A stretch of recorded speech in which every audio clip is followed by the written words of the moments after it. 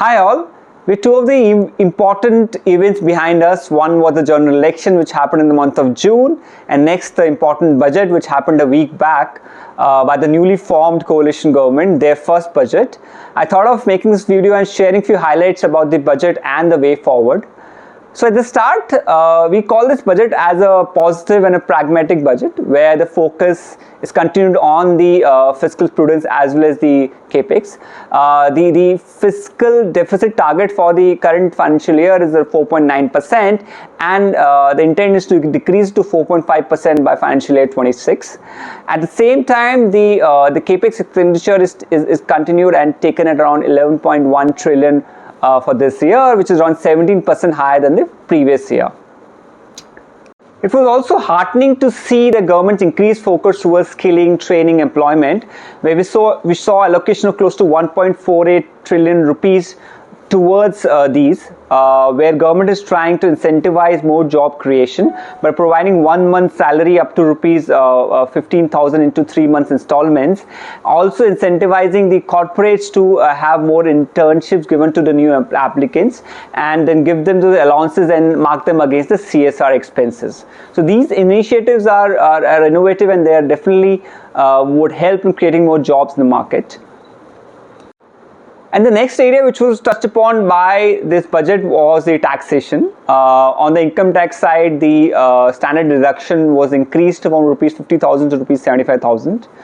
More so on the capital gain sides, the initiative was taken to simplify the taxation, where the earlier we had 3 holding periods of 12 months, 24 months, 36 months to classify whether it's long-term or short-term capital gains. Now it's been standardized to either 12 or 24 months.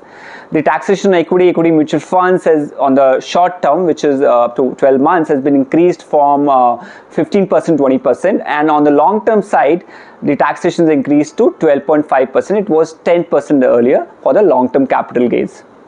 However, there was one more key change which was done was on the part of removing indexation. Earlier, investments on real estate, debt funds used to enjoy the indexation if held for long term, but now the indexation has been removed, and the taxation around 12.5% apply on the long term capital gains.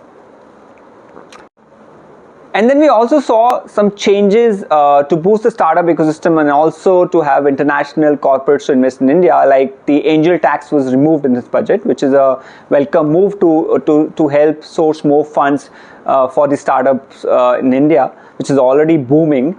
And also at the same time, the corporate tax has been reduced for the foreign companies from 40 to 35%. That will again boost more foreign investments in India.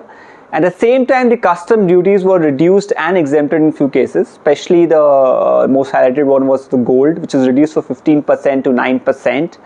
Also, the customs on the things like mobiles, on the solar panels, the lithium, some cancer drugs have also been exempted or reduced. So these were the key initiatives taken towards this budget, and we really believe these would help our economy to grow further, and would be taken positively and help us, our GDP, to remain as one of the fastest in the world, and soon become the 3rd largest economy. Thank you.